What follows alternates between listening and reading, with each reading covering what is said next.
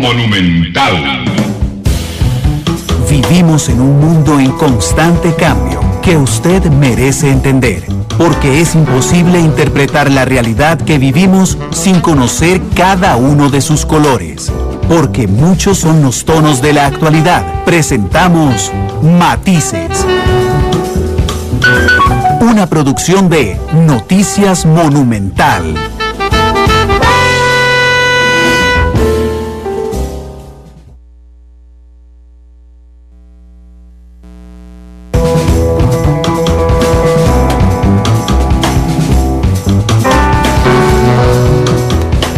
Hola, ¿qué tal? Muy buenas tardes, bienvenidos a Matices, este programa de Radio Monumental, que es una producción del Departamento de Noticias, en el que analizamos los temas que son noticia en Costa Rica y en el mundo. Muchas gracias por estar con nosotros en este tercer programa de la semana. Hoy hablaremos de un tema muy interesante que tiene que ver con drogas, pero también tiene que ver con violencia, también tiene que ver con prevención, también tiene que ver con corrupción, también tiene que ver con dinero producto del crimen organizado. Uno de ellos, por supuesto, es el narcotráfico, y por eso hoy tenemos a dos invitados. Uno de ellos es don Guillermo Araya, director del Instituto Costarricense sobre Drogas. Él dice, don Guillermo, bienvenido nuevamente a Matices, ¿qué tal? Muchas gracias por la invitación y por poder llegar con estos mensajes tan importantes a los costarricenses. Muchas gracias. Y el otro invitado es don Andrés Rodríguez, que es el jefe del Observatorio Nacional sobre Drogas. Andrés, bienvenido, ¿qué tal? Bienvenido, gracias Randall, y gracias a quienes nos escuchan y sacan el tiempo para enriquecerse con información para formar un criterio educado. Muchas gracias por estar con nosotros esta tarde. Yo les quiero recordar a ustedes todas las plataformas en las cuales pueden acompañarnos el día de hoy. Estamos en vivo en radio 93.5 FM, estamos en internet monumental.co.cr, estamos en CR Móvil, que es nuestra aplicación celular. Estamos, por supuesto, también a través de Facebook Live en la cuenta de Noticia Monumental. Ya en el primer minuto hay 50 personas con nosotros. Muchas gracias por acompañarnos. Estamos en Twitter en @monumentalcr. Este programa lo pueden observar esta noche a partir de las 8 de la noche en Canal 2, y lo pueden escuchar a partir de las 10. ¿Por qué de las 10? Porque hoy hay partido. Herediano juega en la Liga de CONCACAF. Apenas termine ese partido ante el Universitario de Panamá, entonces nosotros iremos con la repetición de Matices. Gracias a Juan Carlos Cruz, que se suma a la transmisión de Facebook Live, a Valeria Susana Morales, que dice gracias por tan excelente programa, a Lilia, a Roger Fallas desde Pérez Celedón, a Orlando Palma, que dice, listo para el cafecito, sí, de hecho ya no los van a traer a nosotros. Juan Carlos Cruz está en Playa Tambor y nos hace el reporte de sintonía. Mauricio Quiroz dice saludos, siempre tratando temas de actualidad. José Pablo Zagot dice saludos, don Randall. Janet Ramos, saludos también. David Acuña, María González Torres, Rosalca Rodríguez, Olman Víquez, gracias por estar con nosotros. Don Guillermo, yo tiendo siempre a empezar con una pregunta amplísima para ir cerrando conforme pasan los minutos en el programa, y quería preguntarle cómo podemos hacer un balance o un estado de situación del narcotráfico y de los homicidios, que estamos en el récord histórico de Costa Rica, si los vemos relacionados. ¿Cuál es el estado de situación, don Guillermo? Bueno, específicamente este es un tema que es de suma importancia, relevancia, se vive todos los días en nuestra sociedad. Pero más que todo, en análisis que debemos de abordar es un análisis meramente hacia poder construir algo que es muy complicado, que es poder analizar la violencia. Uh-huh. La violencia es un fenómeno sumamente complejo que depende de la interacción de muchos factores, desde los factores biológicos, sociales, culturales, económicos, políticos, que van a afectar directamente a mediano y a largo plazo. Entonces, las acciones que nosotros podamos desarrollar en este momento, desde el fortalecimiento de cuerpos policiales, desde la prevención, muy probablemente los resultados se vayan a ver en un mediano plazo y un largo plazo. Parte importante de este estudio, de las alianzas que hacemos con otras instituciones para poder contribuir, es la construcción de evidencia científica, de datos que puedan generar esa orientación operativa de las instituciones hacia acciones más contundentes, eficientes y mucho más en la situación que estamos presupuestaria, y optimizar el uso de los recursos verdaderamente en los lugares en donde se deben de atender este fenómeno, en búsqueda de ese impacto, ¿verdad? Entonces, más que todo, esta es la oportunidad que desde el Observatorio Nacional sobre Drogas del ICD es generar esa evidencia, esos datos para poder tomar decisiones desde la construcción de política pública pero también las acciones operativas que tienen que ver, digamos, los cuerpos policiales, las acciones de prevención, específicamente para poder atender con contundencia y con impacto el fenómeno del crimen organizado, referente a lo que es tráfico de drogas, homicidios, pero la violencia en general.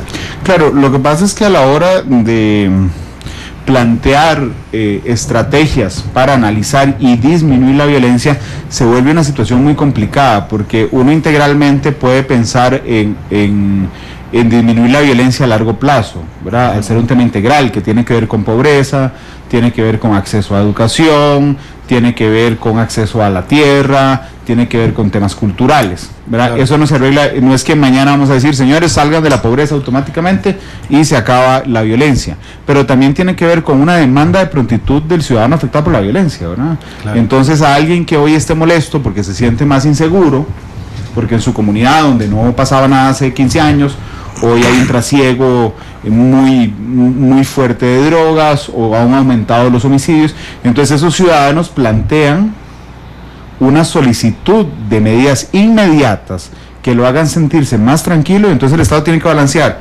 entre las medidas inmediatas, represivas sin duda, y las medidas preventivas a mediano plazo. Guillermo, es muy complicado. Claro, es muy complicado porque ahí tendríamos que empezar a priorizar entre lo urgente y lo importante. Sale la necesidad de poder tener esos datos, esa evidencia para poder direccionar esas acciones para generar un impacto, como por ejemplo este informe que hicimos, es el primer informe que se hace en conjunto con el Estado de la Nación, con el programa del Estado de la Nación, el cual se denomina factores territoriales y factores sociodemográficos asociados a los homicidios y al narcotráfico en Costa Rica. Es la primera vez que en Costa Rica se hace este análisis en donde se corren diferentes modelos estadísticos manejando aspectos sociales, aspectos económicos, aspectos de territorio, para poder determinar y orientar cómo está el fenómeno, como por ejemplo en lo que son tráfico de drogas. Un dato importante es que la cantidad, el 50% de los eventos en donde se ha incautado droga se ha realizado en solo 33 distritos, o sea, el 7% de los distritos de Costa Rica es el que genera el 50% de las acciones que se han hecho para incautar drogas. Podemos decir que el 7% de los cantones en Costa Rica concentra la mayoría del trasiego de drogas. De las acciones que hace la policía, porque nosotros lo que nos estamos referenciando es de las acciones que hace, de los decomisos. Bueno, ahí hay un matiz. Sí, ahí hay un matiz, porque podríamos, pensando de manera muy eficiente de la policía, esas incautaciones se hacen en los lugares donde hay mayor trasiego, sí, aunque científicamente no podemos sostenerlo así. Claro, y también hay un dato importante, que muchos de los cantones en donde se venden las drogas no necesariamente son los cantones en donde se consumen las drogas. Entonces ahí es donde se están orientando las operaciones de la policía, es en los cantones que venden las drogas, que es un delito, o en los cantones en donde se está generando el consumo. Un dato muy parecido es el dato de los homicidios, en donde los homicidios se generan, el 50% de los homicidios se generan en 30 distritos. Es un 7% también de las cantidades. Hay distritos que están similares, unos salen, otros entran, pero son los menos. Pero digamos, ¿cuáles son, si me permite, los que se mantienen en las dos listas de manera importante? Claro, en lo que son eventos de lo que es decomiso de drogas, específicamente estamos en Pava, Satillo, Hospital, San Sebastián, Uruca, Merced, Catedral, San Rafael Abajo, Desamparados, Los Guidos, San Miguel, Ipiz, Acerrí, León 13, en la provincia de Limón, pues Limón Centro, Batán, Matina, Guapiles, Cariari, Siquirres. ¿Ahí me lo está dando por provincia o me lo está dando en orden? Se lo estoy dando por sectores, meramente como los hemos distribuido. Y don Guillermo, ¿tiene el dato, por ejemplo, si ponemos el top 10? Sí.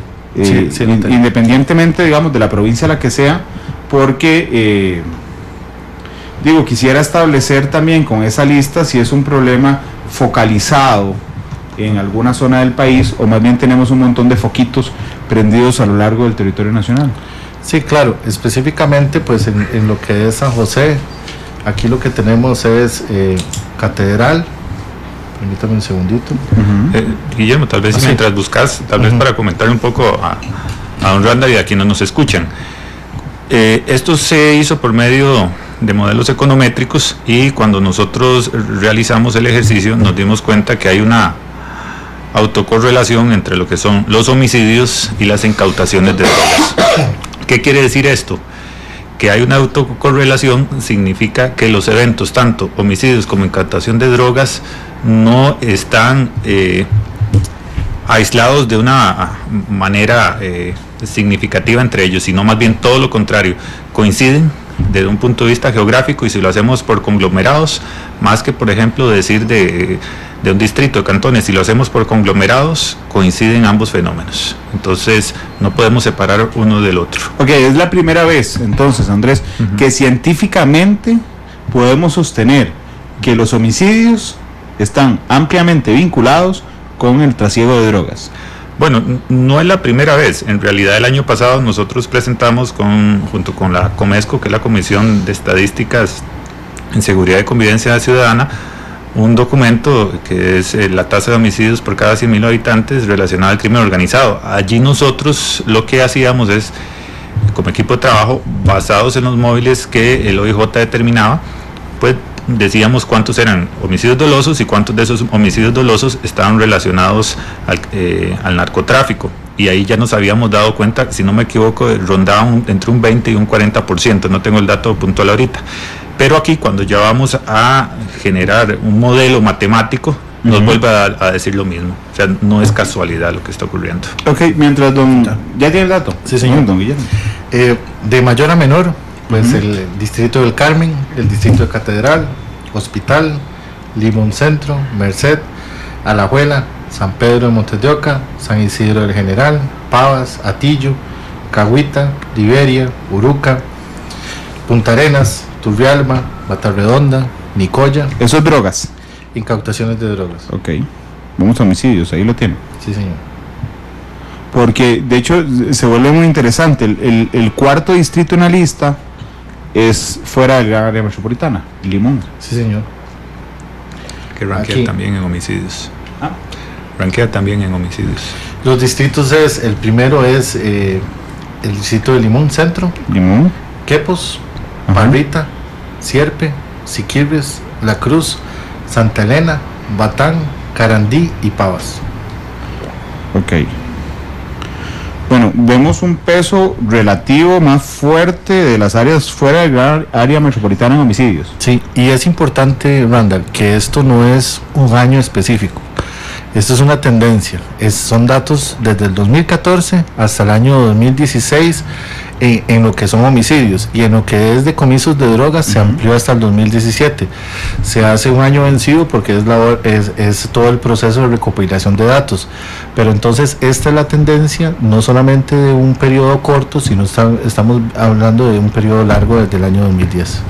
Son las 2 de la tarde con 21 minutos. Permítanme hacer quisiera hacer un ejercicio social en ese momento con el tema de las drogas, porque quiero preguntarle a la gente ¿qué creen ustedes que es la solución para arreglar o corregir o disminuir el trasiego de drogas en Costa Rica? Yo les agradezco mucho si nos hacen el reporte de qué se le ocurre a usted a través de Facebook Live, ahí nos pueden dejar el comentario, a través de Twitter en @monumentalcr. Y Marvin, vamos a habilitar un momento la línea telefónica, entonces el 905-222-0000, para que ustedes nos puedan llamar, 905-222-0000.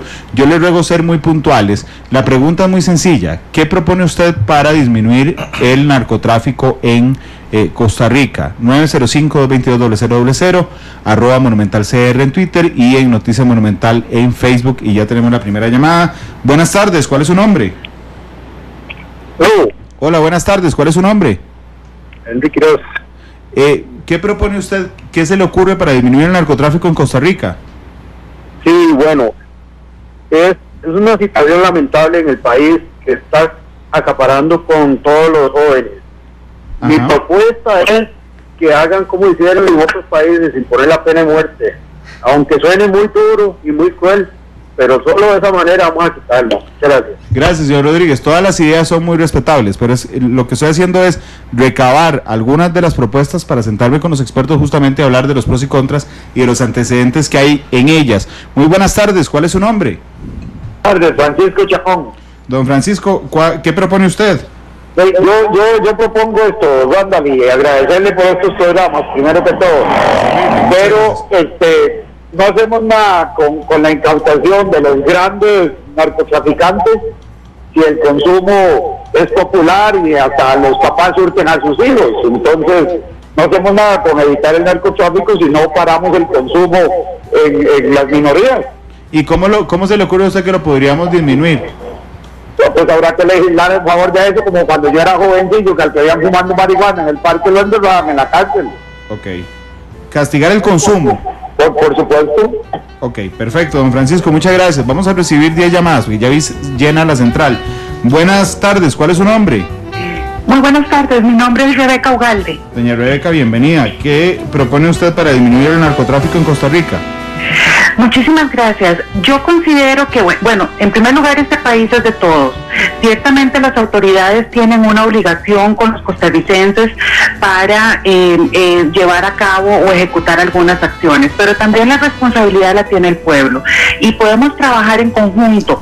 Mi sugerencia sería utilizar campañas como las que se utilizaron en Estados Unidos, que eran "If you say something, y si usted ve algo, diga algo". El silencio yo creo que es el peor vicio que podemos tener en la sociedad en este momento. Muchas gracias. Gracias, doña Rebeca. Son las 2 de la tarde con 24 minutos. Buenas tardes, ¿cuál es su nombre? Buenas, Diego. Don Diego, ¿qué propones vos para disminuir el narcotráfico en Costa Rica? Era que puedan autorizar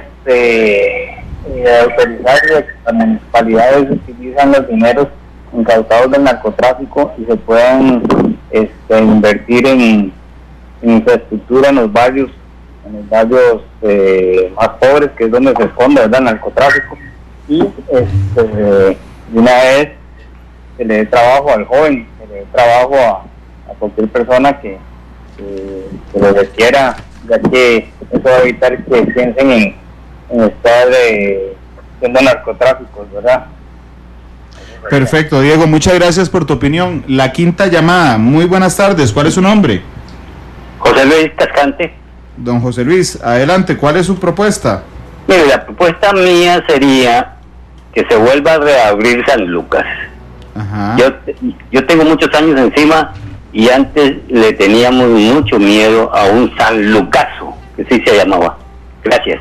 Muchas gracias, don José Luis. 2:25 de la tarde, la sexta llamada. Muy buenas tardes, ¿cuál es su nombre? Gustavo. Don Gustavo, ¿usted qué propone?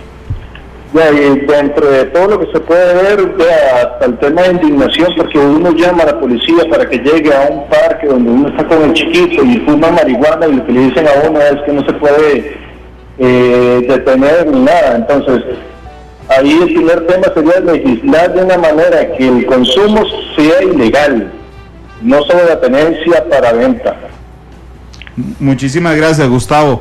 Vamos con la séptima llamada, al 905-222-0000. Muy buenas tardes, ¿cuál es su nombre? Ricardo Muñoz, Ronald, mucho gusto. Ricardo, qué gusto escucharlo. Para mí también, mire, un poquito de legalización, no del todo con las observaciones del caso. Mientras estemos en esto, servirá de negocio para muchas personas. Cuando se legalice, ya no, y muchos van a perder el interés. Y condenamos siempre injustamente a la juventud. Hay hombres mayores como yo o menos mayores que lo que hablan es lo malo que son los muchachos ahora y todo. No, bájense de esa nube, sean comprensivos, inteligentes, demuéstrenle al pueblo que tiene soluciones, no quejas. Muchas gracias. Muchas gracias, don Ricardo. La octava llamada, buenas tardes, ¿cuál es su nombre? Edgardo Orozco. Mire, yo soy con que se legalice todo. Ajá. En Estados Unidos, en los años aquellos que se estaba la prohibición del licor, eso sirvió para que siguiera el crimen organizado, murió un montón de gente y fue algo terrible. En el momento que todo se legalice, mire, ya no hay necesidad de estar controlando ni gente que se mate ni nada de esas cosas. Muchas gracias, don Gustavo. La novena llamada, buenas tardes, ¿cuál es su nombre? Eugenia Silva, buenas tardes. Hola, doña Eugenia, bienvenida. Gracias. ¿Cuál es su propuesta? Mi propuesta va en varias líneas. Uno, extradición de nacionales por narcotráfico, por tráfico internacional de drogas. Ajá. Por otro lado, apoyo a la juventud con programas de trabajo, involucrar sectores deprimidos en políticas económicas para dar trabajo, para dar asesoría a las madres.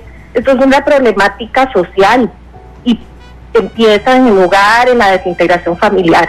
A los lugares donde hay que apoyar es donde precisamente existe esa contracción social, donde no hay oportunidades. Muchísimas gracias, doña Eugenia. Vamos con la última de las llamadas. Muy buenas tardes, ¿cuál es su nombre? Don Mario Gómez. Don Mario, adelante, por favor, ¿cuál es su propuesta? Gracias por la gentileza en dejarme participar. Creo que Costa Rica, dentro de algunos años, se va a ver hacia atrás y se va a reconocer lo perversa que fue esta sociedad, que fue tan ingrata con sus ciudadanos. El problema de drogas es de Estados Unidos. Costa Rica y todos los demás países se arrodillan en función de evitar el tráfico de drogas hacia Estados Unidos. Nos reprimen, nos sacan hasta lo último. Los presupuestos del Ministerio de Seguridad están en función de eso. Nunca se le ha puesto a los Estados Unidos las cartas sobre la mesa para que ellos solucionen el problema de ellos. La droga, igual que el licor, como lo han dicho, es una cosa que no se va a poder llegar a contener, y no es con cárcel, no es con castigo. Es ingrato, es inhumano que una mujer que pasa por el aeropuerto con un par de kilos o que se lo encuentra en cualquier otro sitio, en una cárcel o algo por el estilo, le metan 8 o 10 años. Eso es catastrófico, eso va contra la humanidad. Ahí no hay principio de cristianismo, no hay principio de humanidad, no hay principio de nada. La máxima condena por droga no debería pasar de 2 años. Se está actuando inhumanamente y no se está logrando ni se va a lograr absolutamente ninguno de los objetivos. Es un fracaso total, y dentro de algunos años se va a ver hacia atrás y se va a decir qué grandes errores se cometieron. Gracias. Muchas gracias, don Mario. Gracias también a la gente que está con nosotros en Facebook Live.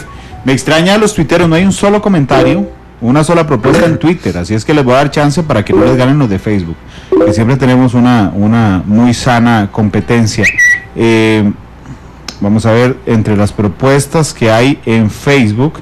Saludos a don Sergio Murillo, que nos escucha desde New Jersey. Dice, vamos a ver, permítanme un momentito. Dice Diego Quesada que la ley de extinción de dominio. Randall Buján dice legalizarla. Gutiérrez Arias Adrián dice yo propongo la legalización de la marihuana para uso recreativo. Raúl Elías Torres dice que la legalicen también. Dice vamos a ver, Jorge Quesada, que definitivamente el modelo filipino. Después nos agrega que el modelo filipino genera la pena de muerte para el narcotráfico. Jenny Castro dice, yo pienso que habría que hacer una campaña de concientización porque mucha gente consume drogas y se queja de la inseguridad, pero son parte del problema.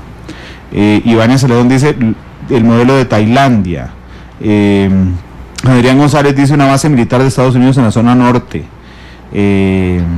Gustavo dice es educación y oportunidad la solución. Dice Jean-Pierre Astorga que endurecer las penas. Esto es a través de Facebook Live, donde hay varias gente que propone la legalización. Don Guillermo, realmente me llama mucho la atención todas las propuestas que existen.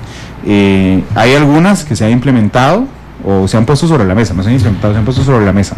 Claro, el debate, y es una de las funciones importantes de que desarrolla el ICD, es de abrir espacios, y hemos abierto varios espacios en la Asamblea Legislativa y en otros lugares para debatir sobre el problema de las drogas, debatir sobre el fenómeno de los fracasos y de las victorias que se ha tenido con el tema de prevención.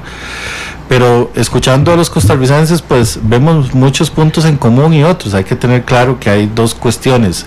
Meramente, el problema de consumo de drogas es un problema de salud pública, no es un problema de seguridad ciudadana.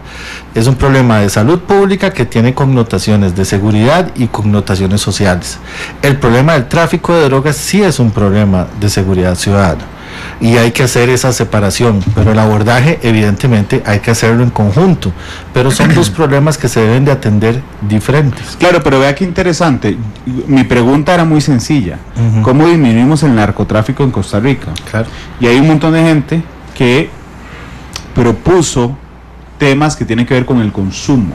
Claro. Lo que me hace pensar que hay un montón de gente también que piensa que realmente es el consumo el que incita el tráfico de drogas. Te lo pongo así, mucho de la percepción de inseguridad que tienen los costarricenses evidentemente es por la tasa de homicidios que va en crecimiento desafortunadamente, pero también hay una variable social que es ese grupo de muchachos que están consumiendo cannabis específicamente en la esquina, en los parques, que también contribuyen en esa percepción de inseguridad. Pero el consumo, nuestro legislador desde el año 2000 no lo ve como un castigo, no lo ve como sancionado, pero sí le cierra todos los demás portillos, desde el cultivo, el tráfico, la distribución, el transporte, la fabricación, etcétera. Pero también hay que analizar desde el punto de vista cuando no exista una autorización. La ley 8204, la reforma, en el artículo 2 deja abierto que para fines medicinales, para fines industriales, para fines médicos, para fines deportivos y para el entrenamiento de animales que detectan, se dejó el portillo abierto que con un permiso, una regulación del Ministerio de Salud, las cantidades necesarias pueden ser para la investigación, sirven para este tipo de acciones. Es más, todavía el artículo que pena el tráfico y todo, deja sin autorización. Si eso se comprueba que todas esas acciones se hicieron sin autorización, el castigo es de la parte de la pena. Entonces, me gustó mucho la posición de la señora y de otro señor que expone este problema, Randall, y tal vez aquí ya vaya a sonar irme muy romántico, muy filosófico, pero es el origen. O sea, nuestros jóvenes tienen vacíos emocionales, y esos vacíos emocionales van a tener una consecuencia, ya sea al suicidio, ya sea al embarazo adolescente, a la depresión, a la drogadicción, a la violencia, etcétera. Nosotros estamos orientando la prevención a ese canal común, a esos factores que originan eso. Durante muchos años hemos atendido las consecuencias, ahora estamos previniendo desde la raíz, y desde eso ocupamos la colaboración de los gobiernos locales, pero también de las familias. Las familias cumplen un rol. Aquí hay un dato importante que este mismo estudio lo da. Las incautaciones de drogas están, el 50% de las incautaciones de drogas está en un centro educativo a menos de 500 metros. Y es porque el mercado meta de los traficantes de drogas son nuestros jóvenes y nuestras muchachas que están en las escuelas y en las secundarias para generar consumidores nuevos, para generar distribuidores, para ir generando, porque ellos, al señor que también decía que esto es un problema de Estados Unidos, desafortunadamente lo tengo que contradecir, esto es un problema de Costa Rica. En Costa Rica hoy hay consumo grande de droga, pasamos de ser bodega a ser ruta de tráfico, ahora somos plaza, y la plaza que se pelean, ¿verdad? Los traficantes cuando llegan al sistema penitenciario, y es porque nuestras autoridades solo desarticulan la estructura física. La estructura económica financiera la dejan intacta, y por eso es que manejan el negocio desde las cárceles, o los mandos abajo se pelean por toda la plata y por todo ese mercado. Es ahí donde la sugerencia de la persona que dice extinción de dominio es una de las soluciones. Eso es importante porque la extinción de dominio ataca directamente la estructura financiera económica del crimen organizado, donde no pueda justificarlo, y poderle retribuir a las comunidades que han sido azotadas directa o indirectamente a través de programas y políticas de desarrollo humano, como decía el otro muchacho, de generar infraestructura en las municipalidades, en las comunidades, en los distritos y en los barrios, para que existan actividades deportivas, artísticas, culturales, donde existan grupos en donde los muchachos se reúnen y puedan actuar y convivir con otros pares, y que se alejen de lo que es la probabilidad de caer en el tráfico de drogas y en el consumo. Sí, bueno, yo quisiese agregar a lo que decía don Guillermo, de que las distintas políticas, no importa la rama, se hacen con una orientación determinada. En este caso, el tema de drogas pues es salvaguardar la salud de las personas, la salud pública también. Sin embargo, las políticas pueden tener externalidades negativas. Por ejemplo, las políticas actuales, no tenemos que negarlo, tienen la externalidad de que fomenta la existencia del crimen organizado para mover esta sustancia que es prohibida y la violencia asociada a ese crimen organizado. Ahora, por ejemplo, para los que piensan que legalizar es la solución, si la política fuera esa, tendríamos otro tipo de externalidad. Por ejemplo, y lo están viviendo muchos estados en Estados Unidos, donde se ha permitido el uso ya sea medicinal, que también se ha desviado, o el uso lúdico, es que el incremento en los accidentes de tránsito. Entonces, ¿qué quiero decir con el tema de las políticas sobre drogas? De que no existe la solución salomónica que nos va a solucionar todo. Es cierto, las políticas actuales nos generan un problema desde el punto de vista de convivencia y de violencia asociada al tráfico de lo que es las drogas, pero también si tuviésemos un mercado legalizado, como algunos dicen, tendríamos otro tipo de consecuencias, ¿verdad? Entonces no podemos ser ingenuos de que en el tema de las drogas existe un solo problema, porque en realidad son una serie de problemas, y el documento, por ejemplo, que hicimos con el Estado de la Nación, lo que viene es a desnudar eso. Los factores estructurales que están detrás, por ejemplo, de la dinámica del narcotráfico, ajenos a los que ya don Guillermo identificó en el sentido del ser humano como tal, en su desarrollo, etcétera, tienen que ver con educación, tienen que ver con acceso al desarrollo de la persona como ser humano y tener empleo, tienen que ver con pobreza, tienen que ver en dónde se concentra la mayor cantidad de población migrante del país, porque así es, lamentablemente. Tiene que ver a dónde hay más concentración de precarios, tiene que ver también a dónde hay más concentración de personas entre los 15 y los 30 años que cuando máximo han sacado primaria.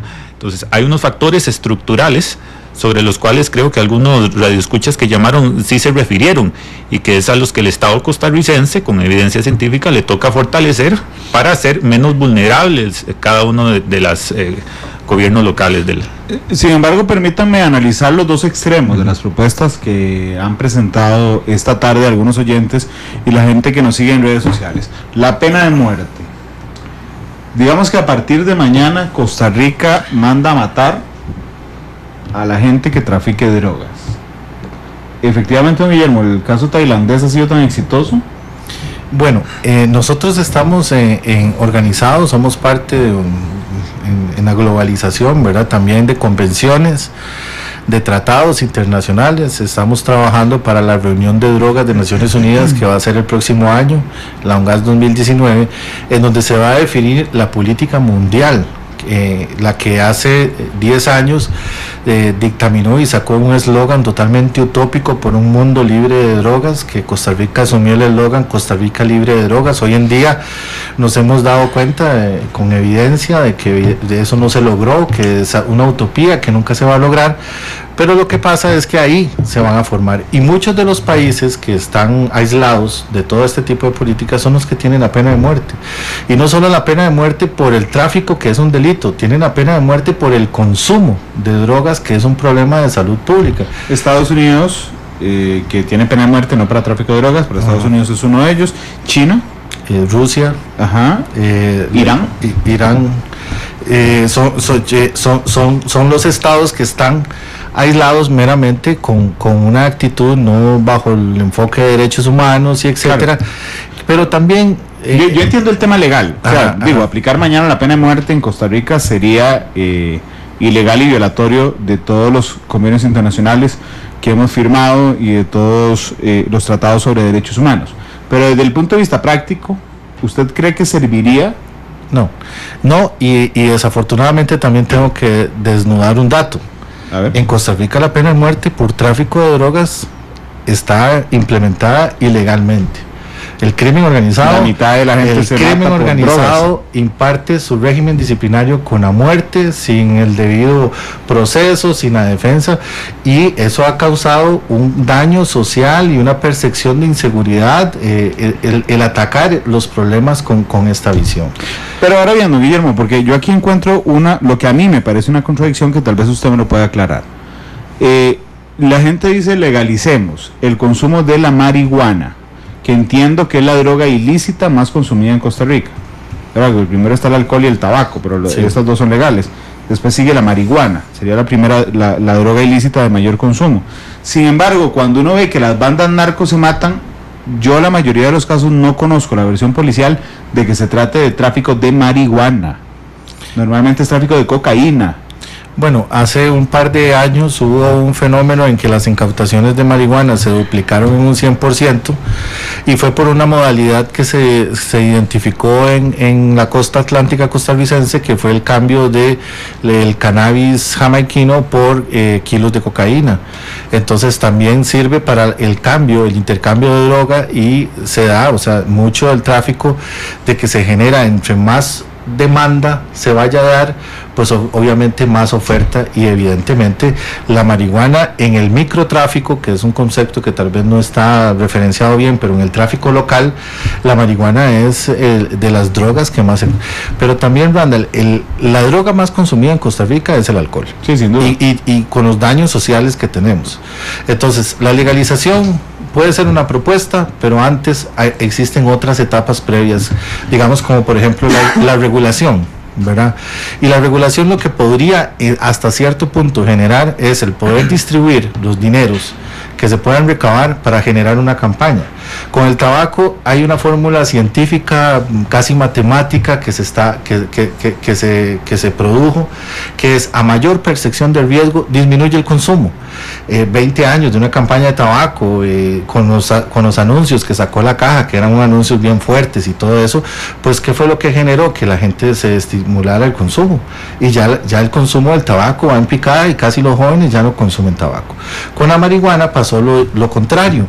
Ahí se disminuyó la percepción del riesgo y aumentó el consumo, pero el problema es que esa inyección de publicidad la reciben nuestros jóvenes en la música, en los videojuegos, en las películas, en las narconovelas, etcétera. Ya antes salían con un cigarro fumando, ahora salen con un pito de marihuana. Claro. Entonces eso ha aumentado el consumo. La información es importante para poder desestimular la información de los riesgos que tiene el consumo, pero también ningún estado va a regular un producto que tenga casi 30% de THC, como lo tienen ahora el cannabis hidropónico que se vende. Que es el elemento activo de la marihuana. Exactamente. Pues si se legaliza o se regula, serían porcentajes que no vayan a causar mucho daño a la salud.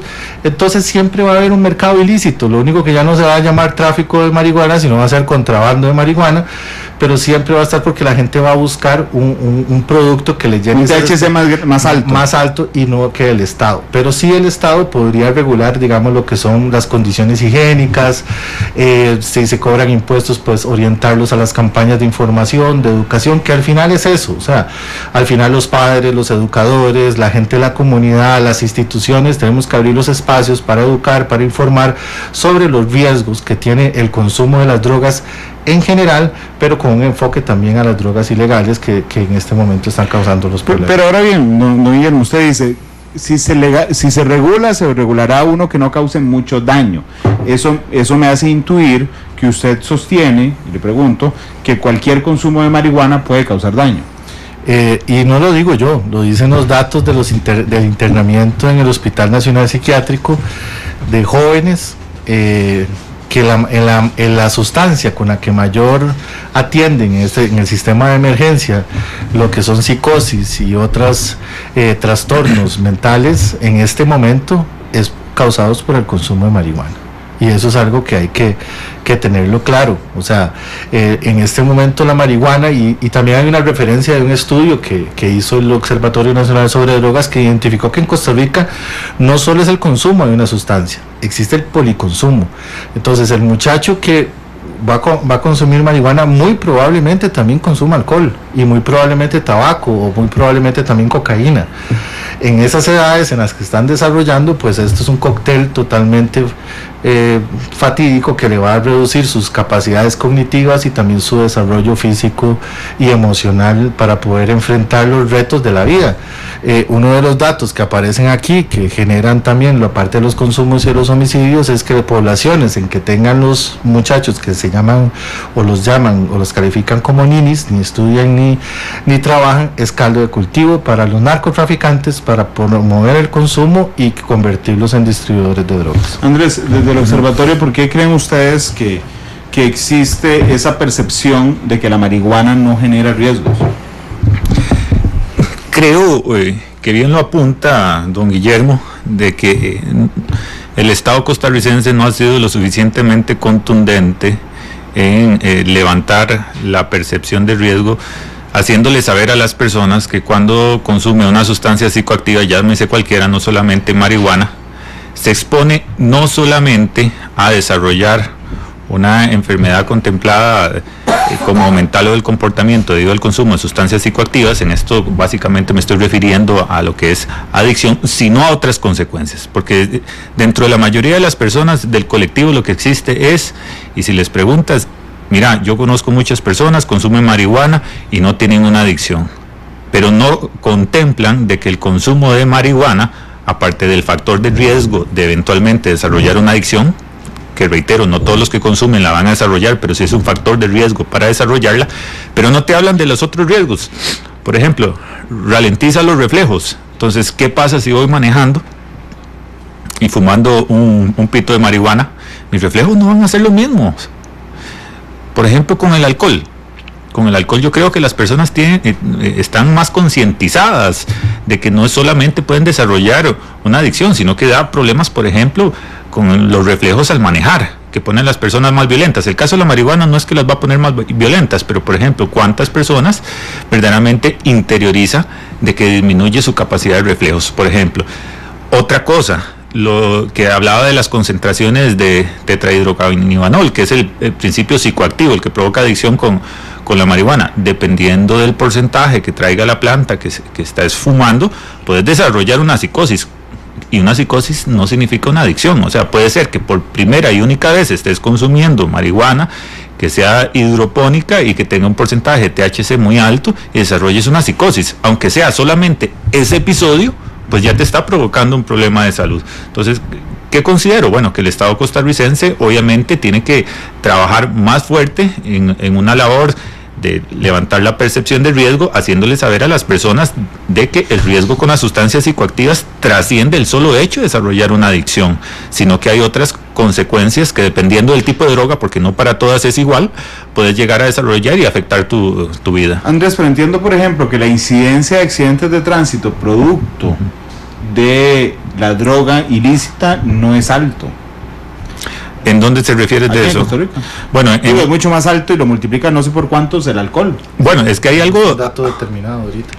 Ese es el tema. Por ejemplo, con el alcohol, inclusive podemos, básicamente el tráfico llega, te hace una alcoholemia, pero por ejemplo en este tema, y me van a disculpar los microbiólogos que son los expertos en estos test, pero no tenemos una prueba, un marihuanómetro, por decirlo así de alguna manera, o un cocainómetro, o si eventualmente estás consumiendo un fentilómetro, un opioidómetro, para poder medir las cantidades de la sustancia determinada bajo la cual estabas manejando. Entonces es un dato de que está enmascarado en nuestro país. No tenemos evidencia científica para poder decir si es mucho o es poco. Lo que sí te puedo decir es que en los Estados Unidos, reitero, en los estados en donde se ha permitido no solamente el mal llamado uso medicinal de marihuana, porque en realidad lo que se utilizan son cannabinoides, y donde se ha permitido el uso lúdico, sí ha incrementado la incidencia de accidentes de tránsito, porque ellos ya también han implementado protocolos en salas de emergencia,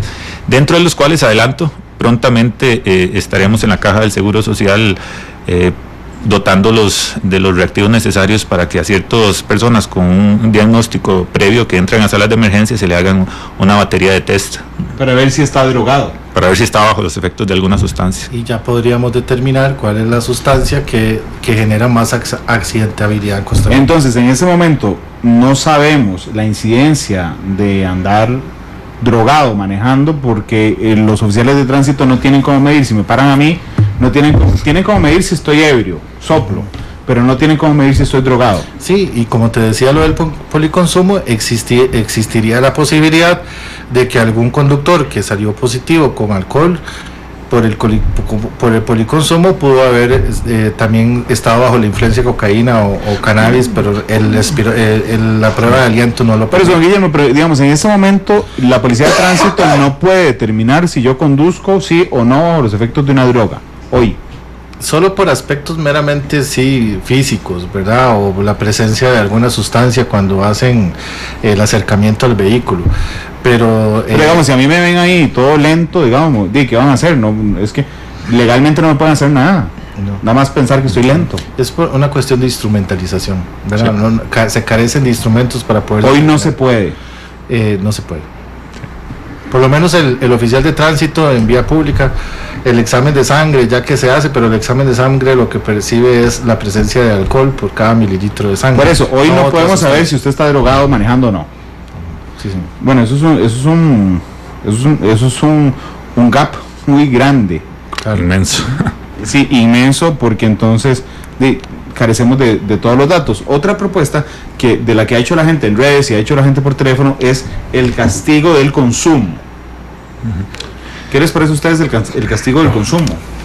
Mire, don Randall, la prohibición del consumo. Primero que nada tenemos que concientizar lo siguiente: el consumo per se no se puede castigar, y si eventualmente lo quisieses castigar, no lo puedes castigar a todo el mundo. ¿Por qué? Bueno, la Organización Mundial de la Salud, en su catálogo internacional de las enfermedades, concretamente donde está el catálogo del F10 al F19, tiene contemplado las enfermedades mentales y el comportamiento debido al consumo de sustancias psicoactivas. ¿Qué le estoy diciendo con esto? Que usted no puede llegar y penar a alguien por tener una enfermedad. Es cierto, no toda persona que consume es un adicto o tiene una enfermedad. Hay personas que consumen de manera experimental, podemos decirlo de otra manera, también de manera casual, por ejemplo, en los fines de semana o en reuniones entre amigos, etcétera, y no tienen ninguna patología. Pero aquellos, por ejemplo, que sí desarrollan una patología, en realidad no les estarías castigando el consumo, lo que les estarías castigando es la enfermedad, entiéndase la adicción. Aparte de algo, yo no creo que el meter a una persona en la cárcel vaya a ser de que deje su consumo. Prueba de ello, y a la evidencia científica me refiero, son los estudios que también desde el ICD hemos realizado respecto a consumo de drogas en centros penales, donde, por ejemplo, nada más para que quienes piensan que enviar a la cárcel va a ser una mejor idea, el consumo de marihuana de personas que están en centros penitenciarios triplica el consumo de marihuana, medido como prevalencia de consumo en el último mes, al de población general. O sea, es muchísimo más alto el consumo de marihuana. Se consume más marihuana en las cárceles. Entonces no vas a dejar de consumir, eso no es cierto. Lo que ocupamos es otro tipo de herramientas, y creo que bien ha hecho el Estado costarricense en eso, y lo reconozco a don Guillermo, que ha liderado ese esfuerzo de volcar la política más orientada en el ser humano y darle herramientas a las personas para desarrollarse por sí mismas y buscar opciones para encontrar esas cosas que tal vez nunca se le han perdido en cualquier otra cosa menos en las drogas. Y esas otras cosas pueden ser el deporte, puede ser la educación, y bueno, cosas donde trasciende no solamente el involucramiento del Estado, sino el núcleo principal de nuestra y cualquier sociedad, que es la familia. Porque aquí es muy fácil siempre solamente tirarle y decir, mire, es que el ICD, es que la PCD, es que el IAFA, no. ¿Cuántas personas interiorizan? Mire, y mi vínculo familiar, mi papá, mi mamá. Tenemos que trabajar allí. Con el ejemplo, muchos padres consumen alcohol y hasta drogas ilícitas delante de los niños, de sus hijos. ¿Cómo después van a tener un problema con la comunidad, van a delinquir y después le van a depositar esa responsabilidad al Estado? O sea, es que esto es un tema de todos, y insisto, es a través de la información, la prevención, pero el involucramiento de toda la estructura social de Costa Rica. Permítame un momento, son las 2 de la tarde con 57 minutos, porque tenemos información de última hora. Nuestra jefa de información, Febe Cruz, está en la sala de redacción y nos cuenta qué está ocurriendo. Febe, ¿qué tal? Buenas tardes.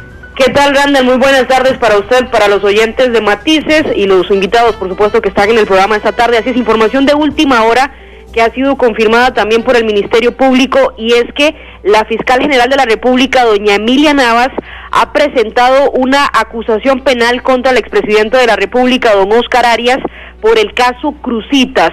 En este caso, doña Emilia imputó a don Óscar Arias por un aparente delito de prevaricato, el cual habría cometido el expresidente cuando firmó el decreto que declaró de interés público y conveniencia nacional el proyecto Minería Cruzitas. En esa oportunidad se había alegado, recordemos que con este decreto, que la explotación de oro traería beneficios económicos a San Carlos, y según consta en este mandato presidencial que había firmado don Óscar Arias, esta mina se iba a desarrollar en San Carlos, en Cutris, y estaba en manos de Industrias Infinitos. Sin embargo, recordemos que el Tribunal Contencioso anuló esta concesión.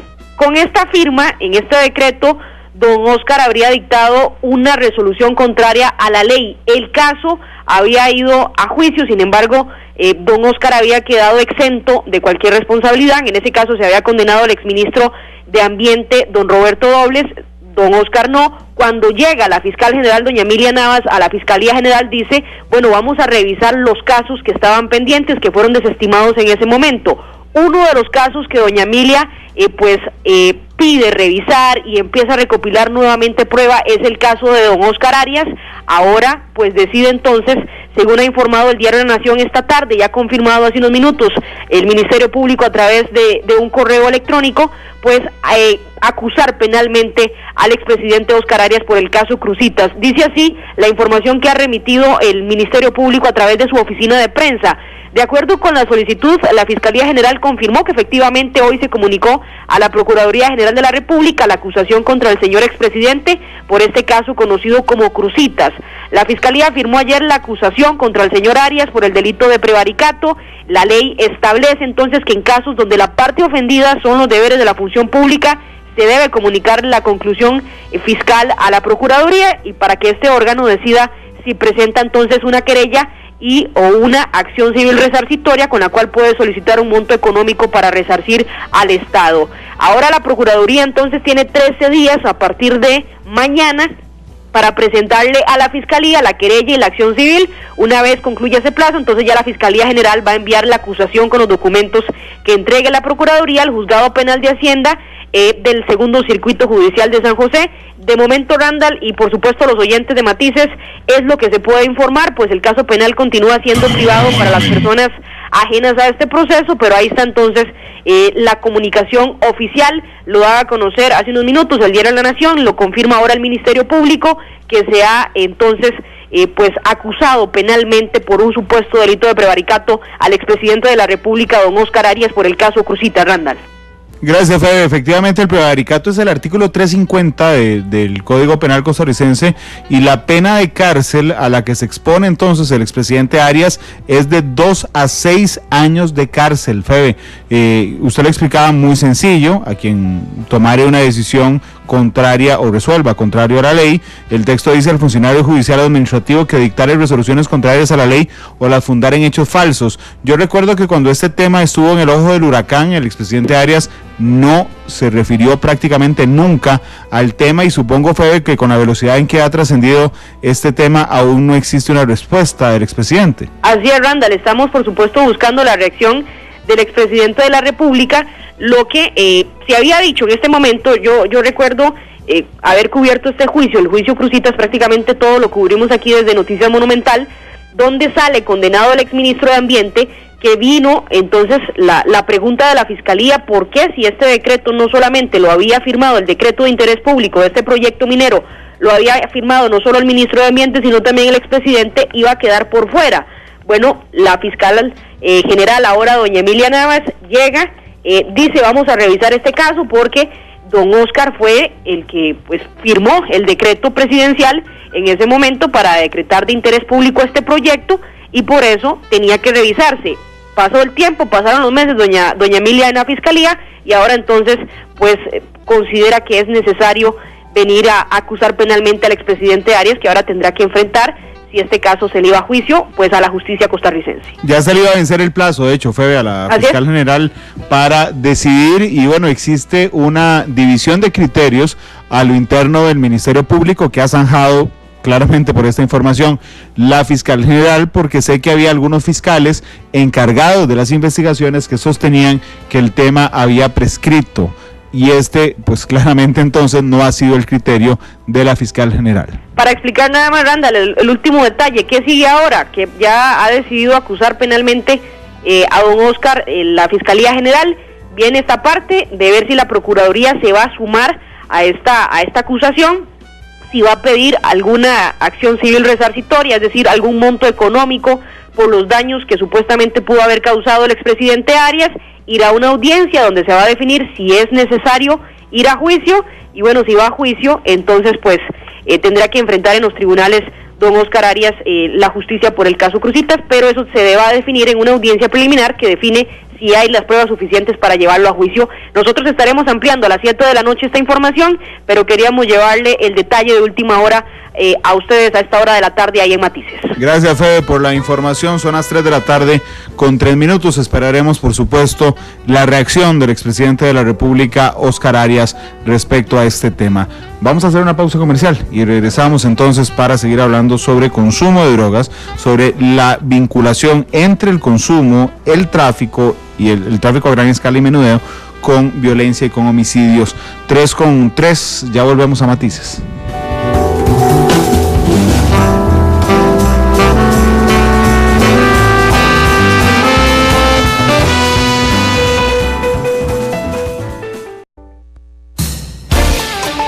Matices, los tonos de la actualidad.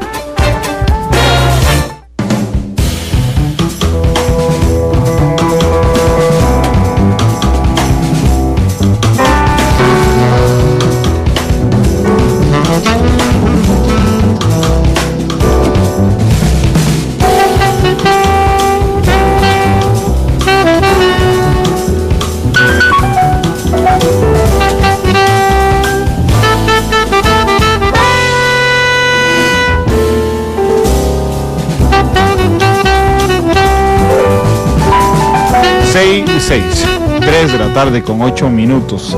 Ese reloj está activado a las 6. 3 de la tarde con 8 minutos. Gracias por estar con nosotros en Matices. Recordándole la información de última hora que les brindábamos hace un instante. El Ministerio Público ha decidido acusar, es decir, pedir un juicio contra el expresidente de la República, Oscar Arias, por el delito de prevaricato, que resolver contrario a la ley en el caso conocido popularmente como Cruzitas. Don Guillermo y don Andrés, aquí nos están apuntando en Twitter respecto a la droga de moda, la ketamina. ¿Qué es la ketamina? Bueno, la ketamina, aquí le dejo al señor farmacéutico la descripción de esta droga, pero lo que sí puedo decir es que es una droga que tiene se ha cogido de moda, no solamente en Costa Rica, específicamente también en los Estados Unidos, en Norteamérica. Es toda un modus vivendi, si se puede decir, porque hasta le han sacado canciones, le han puesto sobrenombres. En Estados Unidos se le llama el Special K, aquí se le asumió el seguro por el K, le ponen el gato. Aquí se llaman el gato, lo utilizan en una cadenita, un frasquito con un polvo blanco, que es un anestésico que en algún momento fue utilizado por los humanos, quedó para nivel veterinario, pero en el año 2016 el ICD hizo todo un esfuerzo junto con el IAFA y la Junta de Vigilancia de Drogas para que entrara dentro de las sustancias reguladas como psicotrópicos en la distribución en Costa Rica, ya que en las veterinarias se vendía sin esta prescripción o sin este control, y desde ahí, por lo menos desde las veterinarias o de los recintos oficiales, se ha disminuido mucho, se ha controlado, pero evidentemente hemos tenido incautaciones, específicamente la Policía de Fronteras, provenientes de nuestro país vecino, el ingreso por tráfico ilícito de ketamina. Aquí Andrés tal vez le pueda decir. ¿Es venta prohibida? Es venta prohibida. Si no está dosificado por un profesional en veterinaria, en este caso, en una receta verde, es una venta ilegal y es tráfico de drogas. ¿Qué provoca la ketamina, Andrés? Bueno, como lo decía don Guillermo, la ketamina es una sustancia que fue sintetizada inicialmente para inducir y mantener la anestesia en seres humanos. Actualmente en nuestro país pues se utiliza básicamente en lo que es campañas de castración con lo que son animalitos. Básicamente quienes consumen ketamina lo que pueden o experimentan son alucinaciones, ¿verdad? Y por decirlo de alguna manera un sentir de confort y de paz interna, pues si pudiésemos llamarlo de algún momento. De alguna manera, porque eso es lo que refieren, y no solamente ellos, sino también los que en ocasiones consumen marihuana, pero sobre todo es el tema de alucinaciones.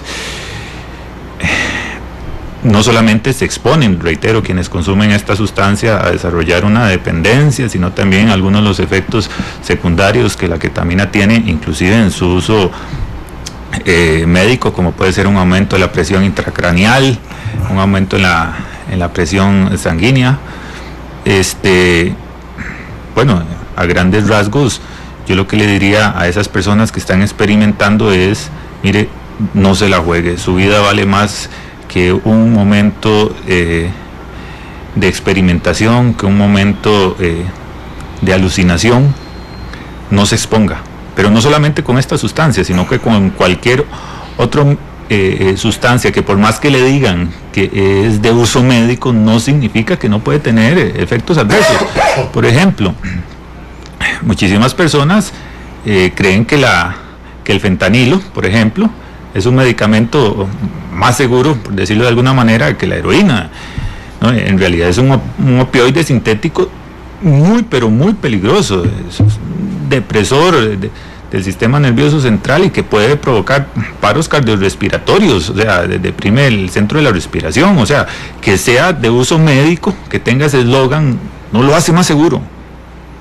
Más bien, te puede exponer a particularidades, entiéndase por la confianza que la persona tiene de que es uso médico, de generar sobredosis y generar la muerte, ¿verdad?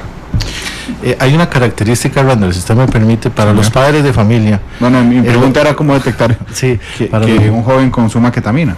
Para los padres de familia, ya cuando el consumo es prolongado, un año, 2 años. El cannabis no, puede ser semanas, 2, 3 semanas. Igual como toda sustancia que se consume, el cuerpo la va a sacar, la va a transpirar. Con el cannabis, pues es una combustión, pues queda impregnado el olor en su piel, en sus prendas, ¿verdad? Con la ketamina es a través de la sudoración, el muchacho o la muchacha pues va a adquirir un olor muy fuerte. Hacen una similitud muy coloquial, ¿verdad? Pero dicen que terminan oliendo a chancleta de Honda, ¿verdad? Okay. Y entonces es como a caucho quemado. Es un olor particular que van a transpirar los muchachos y muchachas que están consumiendo ketamina, desafortunadamente, y es la combinación, ¿verdad?, de sustancias por el policonsumo. En el año 90 pues la ketamina se utilizó mucho por los traficantes para ganar volumen a las puntas de cocaína. Ya hoy en día pues tiene su mercado explícitamente como droga aparte, en donde no es una droga sintética, y eso es importante decirlo, es un desvío de medicamento, ¿verdad? Ok, pero en este instante la inteligencia de las autoridades, siendo un producto de adquisición regulada, ¿dónde la consiguen? ¿Dónde se está consiguiendo? En Nicaragua. Desafortunadamente la Policía de Fronteras recientemente hubo casi una incautación de 300 frascos y fue mucho es un producto de la regulación. O sea, cuando Costa Rica lo regulamos y fue catalogado como sustancia prohibida, se generan todos los procesos de información y de generar esas capacidades para que los cuerpos policiales pudieran identificar. Si esa ketamina no fuese prohibida en Costa Rica, hubiera pasado y estaría en el mercado negro. Entonces es parte de, de lo importante que es una regulación sobre un producto que está siendo utilizado para fines recreativos. Aquí me informa un compañero de Fronteras que nos está escuchando que en el 2016 el mayor incautación de ketamina fueron de 623 frascos en Peñas Blancas, ketamina para uso veterinario, de una empresa que lo fabrica allá en Argentina de forma legal, y fue en manos de una persona a quien ya se le habían decomisado antes cerca de 70 frascos. Y no solamente la ketamina, recientemente hubo un caso en el Liceo del Paraíso de Cartago con el clonazepam, que es otro medicamento que tiene un uso específico que desviado pues puede ocasionar en combinación con otras sustancias o por sí solas grandes efectos a la salud. Entonces es parte también no solamente del resguardo de las drogas ilícitas, sino también el resguardo de los adultos, de las personas que tienen estos medicamentos que están prescritos por una enfermedad y que no vayan a ser utilizados por otras personas que no tienen esa conciencia o esa madurez y puedan estar poniendo en riesgo su salud. ¿Cuál es el perfil de la gente que consume ketamina? Pues es muy parecido a los que consumen las demás drogas, como la cocaína. Claro, pero digamos, es el público que Andrés nos reveló ahora el perfil de... Es que, vamos a ver, cuando uno piensa en éxtasis, por ejemplo, no es el mismo perfil. No. Éxtasis de gente con cierto poder adquisitivo, ¿verdad? De cierta clase social que tiene acceso a esa droga en fiestas, por ejemplo. Claro. Pero ese es el éxtasis. La marihuana es diferente, la cocaína es diferente, el crack es a los niveles más bajos. ¿La ketamina a cuál nivel va? La ketamina está en el nivel popular. Igual que la marihuana y que la cocaína. Y podría estar igual que la cocaína, porque el precio del gramo es el mismo, es de 5.000 colones el gramo. 5.000 colones el gramo. 5.000 colones el gramo de ketamina. En clases sociales tan vulnerables como el crack, por ejemplo. El crack ya, el crack ya es el piso del piso. Es el piso, pero también puede generar que personas que estén en un nivel socioeconómico no en esos niveles bajos pueda llegar, pero por una cuestión meramente de consumo y de poder adquisitivo que termine en esa sustancia. Claro, pero digamos, la ketamina no se consume en fiestas juveniles. Sí, claro, también, así como se consume la cocaína, también se consume en fiestas juveniles. ¿Qué es lo normal de amigos y en el parque y etcétera? Es como una cuestión de moda también. Ok, porque el perfil que nos brindaban antes me llama mucho la atención. Andrés dijo, lamentablemente en las zonas donde hay más migrantes, ¿qué tiene que ver la migración con el consumo de drogas? Bueno, en realidad lo que yo te refería era del estudio que hicimos y que no está asociado con el consumo de drogas, sino con el tráfico. Okay. O sea, cuando corrimos el modelo econométrico, uno de los factores que estaba relacionado, bueno, está, y en donde, para abrir la filmina, y básicamente te puedo ser más contundente, de los factores asociados a la incautación de drogas, tenemos que en donde hay más población migrante, y bueno, hay que decirlo, nicaragüense, pero aquí tenemos, ahora te voy a hacer una consideración al respecto porque no quiero atizar el fuego que hay respecto xenofóbico. Es en los cantones donde hay más población migrante nicaragüense es donde hay más decomisos de droga, pero no solamente donde hay más población de migrantes, sino también donde, lo que ya les había dicho al inicio, hay una tasa de homicidios más elevada, donde hay menor escolaridad, donde hay más densidad de población. Y ojo, y esto es muy importante para el Ministerio de Educación, donde hay más población sin 9º año y que tiene de 18 a 30 años. Entonces podemos ver de que la temática relacionada al tráfico de drogas no la va a solucionar solamente la PCD, el OIJ, Fuerza Pública, el IAFA. No, esto es un trabajo integral porque la temática es transversal y es multifactorial. Ok, entonces significa que la educación... Entre mayor grado de escolaridad, menos probabilidad hay de que yo caiga en el consumo y trasiego de drogas. Nuestro sistema educativo es un factor de protección.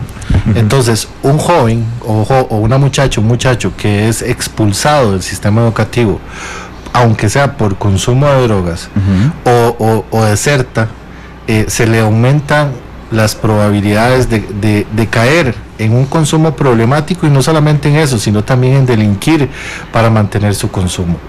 Entonces, en un informe que se hizo en el año 2015 en varones, el 91% de los privados de libertad varones en Costa Rica no terminaron la secundaria, y de ese el 60% ni siquiera terminó la primaria.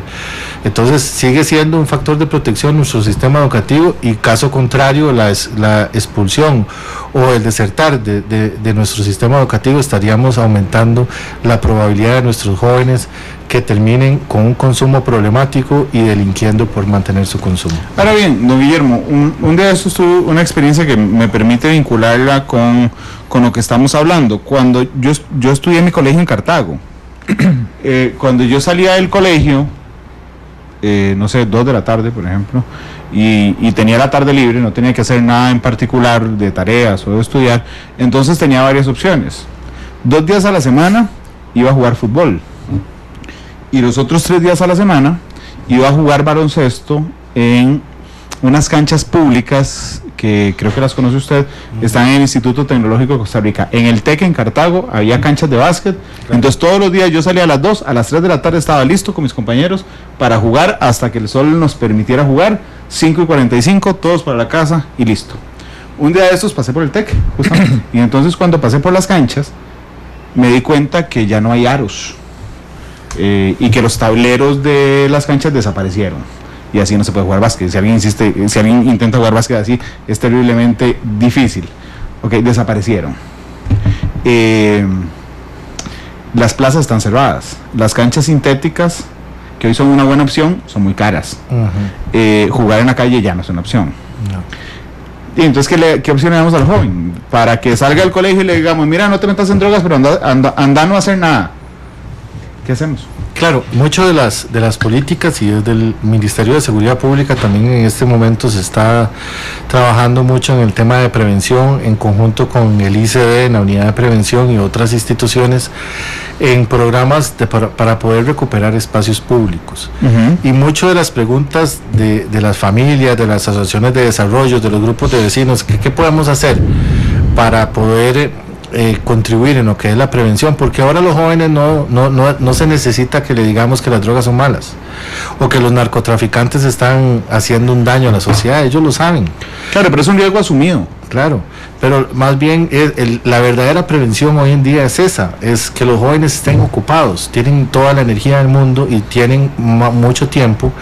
Entonces ese tiempo tiene que estar productivamente ocupados a través, haciendo deporte, arte, el acompañamiento que se hace en organizaciones a nivel de hacer las tareas y todo. Nosotros estamos apoyando una iniciativa de la Fundación Mente Sana, que tenemos 3 casas en Pavas y 4 casas en Limón que se están abriendo, se llaman casas de escucha, que ya vamos desde el año 2016 a 400 jóvenes, se les ha ayudado de edades desde los 12 años hasta los 18, en donde es una especie como de after school, que se les enseña se les ayuda a hacer las tareas y todo, pero tiene un elemento importantísimo que es un factor crítico de éxito, que es el abordaje psicológico. Porque con el abordaje psicológico, la muchacha o el muchacho, el niño, la niña, va a poder entender cuál es su rol en una familia que tiene algunos de estos indicadores o de estas variables de consumo, de tráfico, etcétera, y para poder producir esas capacidades y poder que se enfrente a una sociedad y con indicadores bastante exitosos, Randall, en el punto de que embarazo adolescente, 0. ¿Verdad? Las muchachas que participan en este programa. Este programa es el primero, nosotros lo tenemos desde el año 2017 en territorio indígena, en Cepecue. Tenemos una casa en Cieneguita, una en Puerto Viejo, una en Corales, uno en Limón. Aquí en Pavas estamos apoyando 3 casas, y es el complemento de las organizaciones de personas que quieren contribuir con la parte pública y poder llegarle con impacto a esta sociedad. El modelo... Ojalá que no suene, don Guillermo, perdón, a una cuestión muy oficial, o sea, muy oficialista, me refiero la gestión, porque entonces podría resultar no atractivo. Claro, lo más importante es ver el resultado de los jóvenes, ver el resultado de su nivel académico, de su nivel de vida, la motivación. El modelo no es una cuestión tampoco de venderlo así específicamente a la fundación, pero el modelo que se desarrolla, ojalá Dios quiera se puedan tener en cada distrito del país. Ojalá que sí, porque sabe que era lo chiva de ir a jugar al TEC, de que no había adultos. Esa era la magia. Una relación entre pares. Así es. De hecho, si alguien me está yendo en el TEC, digo, que una universidad pública no tenga los aros para que la gente vaya a hacer después es un ridículo. Y eso que le decía, ¿qué se pueden hacer los vecinos? ¿Qué pueden hacer? Abrir los espacios públicos, recuperarlos. En un espacio oscuro, que no tenga iluminación, que esté sucio, va a ser caldo de cultivo para el crimen organizado, para ir a vender droga, para ir a consumir. Don Guillermo, usted es de Cartago, ¿verdad? Sí, señor. Usted conoce, supongo que sí, la cancha de la Soledad. Sí, claro. La que queda de la Basílica unos 300 metros al sur, del centro de la Laguna del Sur. Un día de estos fui a la cancha de la Soledad, ¿verdad? Y entonces pasó un señor mucho mayor que yo y me dijo, cuando yo era chiquitillo jugaba aquí, me dijo él. Y yo le dije, qué raro, desde que yo me acuerde, esta cancha está cerrada, o sea, cerrada me refiero a mallas y hay que alquilarla. Sí, claro. Y me dijo, no, cuando nosotros éramos chiquillos, aquí se jugaba.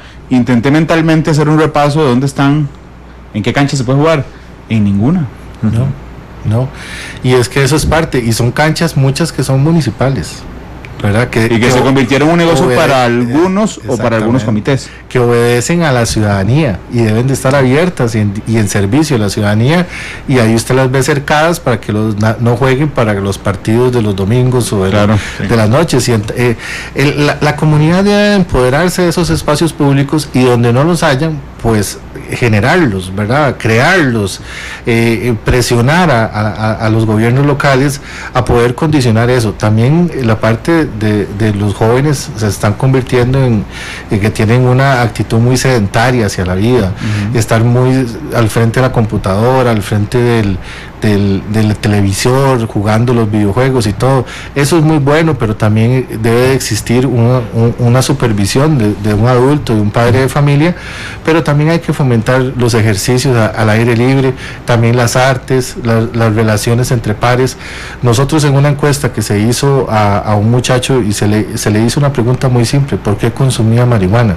Y él dijo: porque no tengo otra cosa más que hacer. Bueno, ya hablé 2 veces mal de Cartago, así que voy a darle una de arena también.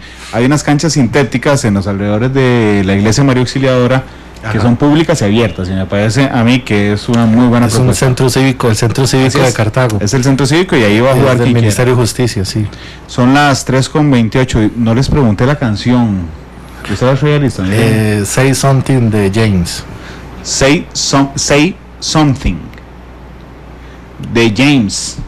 Y ahora van a buscar soplado. Los invito mañana a las 2 de la tarde. Estarán los pescadores con nosotros. Los pescadores están enfrentando una situación muy complicada que los enfrenta directamente al gobierno de la República, porque, como ustedes saben, ellos quieren reactivar algo que está prohibido en Costa Rica, que es la pesca de arrastre. Y entonces cuando uno los aborda y dice, bueno, está prohibido, ¿qué van a hacer? Resulta que no tienen otra forma de la cual gestionar, y eso está abriendo un proceso muy complicado mediante el cual ellos están anunciando huelga. Andrés. Quería aprovechar para dar un mensaje final, y es el siguiente, don Randall.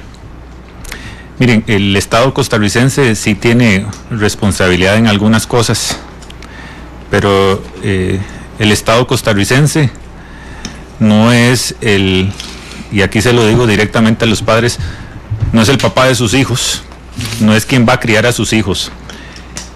Así que le invito a todas las personas que escuchen, que al igual que este servidor tenemos el gusto, el honor de ser padres, de que tengan un mayor involucramiento con la realidad de sus hijos.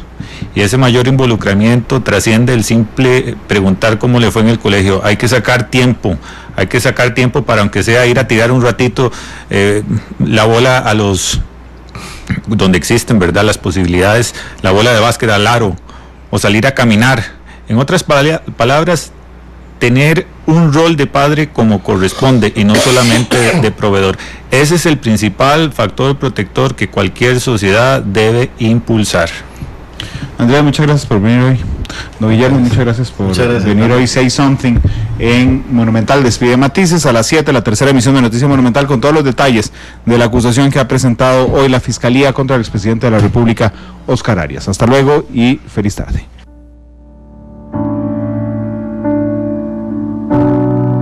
I'll be the one if you want me to.